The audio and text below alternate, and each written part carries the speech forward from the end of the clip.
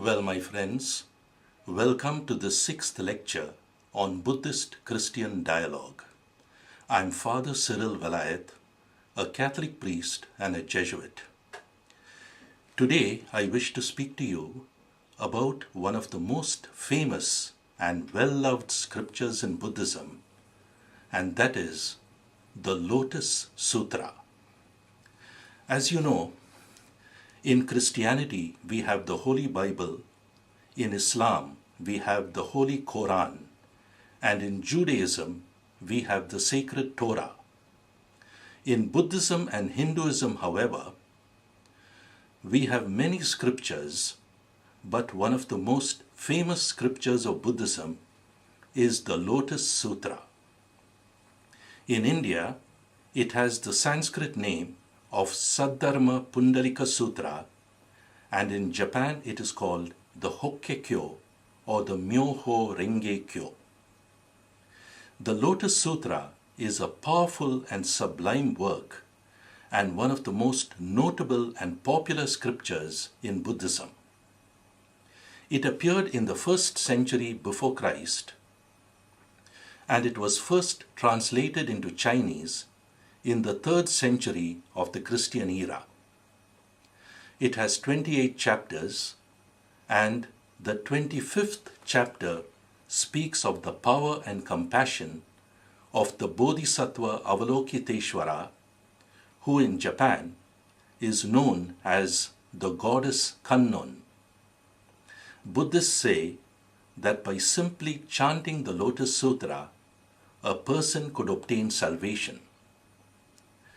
The Lotus Sutra, like other religious works, has many beautiful parables, and one of the most touching is the parable of the city of illusion.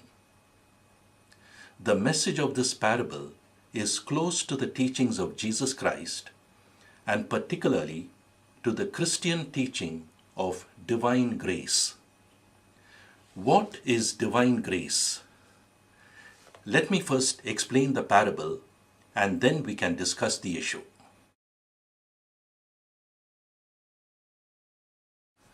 Many ages ago, there was a place far away that contained a large treasure.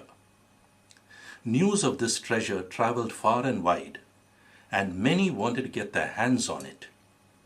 Unfortunately, however, the treasure was located very far away, and besides, in order to reach the place, people knew that they had to cross mountains, rivers, valleys, deserts, and miles of thick jungle.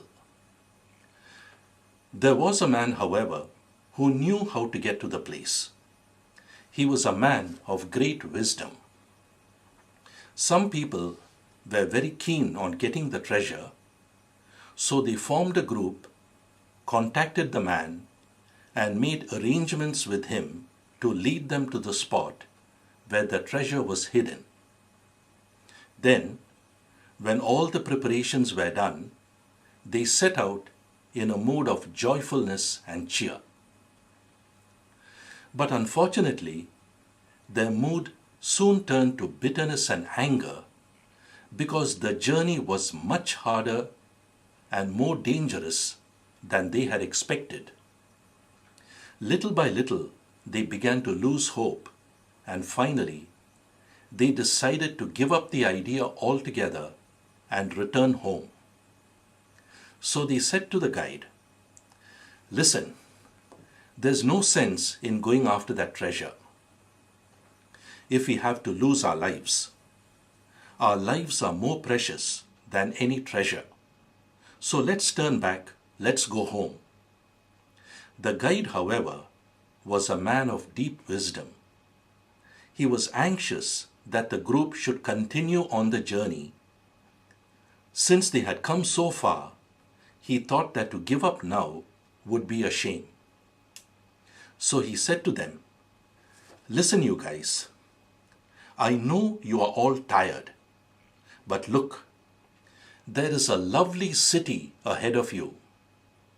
Let us go there and relax and rest a while, and then we can continue on our journey." The travelers were greatly delighted. They entered the city and had a good rest. Here, they had no fear of bandits or wild animals. After they had rested and were ready to proceed, they noticed to their astonishment that the city had mysteriously disappeared. When they asked the guide about this, he said, "The city you people saw does not exist. It was merely a mirage. It was an illusion that I had created. But now, you are all rested, you are all happy, so let's move on." The men were greatly inspired.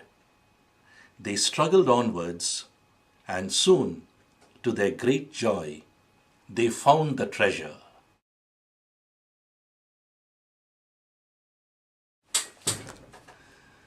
Well, my friends, you notice in the story that the guide was not just a man of wisdom, but a man of mercy and compassion.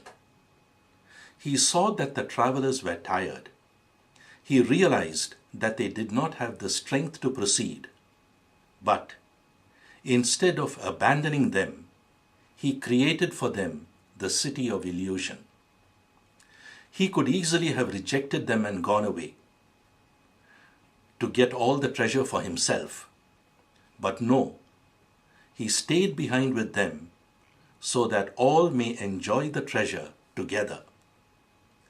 This is what we call divine grace. It is the help, the support that comes to us from God in order that we may attain the kingdom of heaven.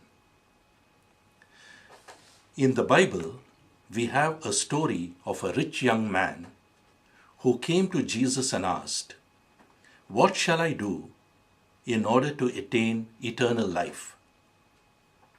Jesus answered, "Go and sell what you have. Give the money to the poor. If you do so, you will have treasure in heaven. Then come back and follow me." When the young man heard this, he felt very, very sad because he had vast possessions. Well, we can understand the feelings of that young man. To renounce something that we have is not easy. We are all attached to power, fame, and money, and we don't want to give them up. Sometimes we force ourselves to give up something, but in so doing, we only end up getting more attached to it. This is where the grace of God comes in. In little ways, it informs us that true happiness cannot be obtained from the things of this world. Just as the saintly guide in the parable created the city of illusion for the benefit of the travelers, we too, who are travelers upon this earth, can learn from the grace of God that the world around is only a world of illusion and that we cannot expect to find any real treasure in it. Thank you very much.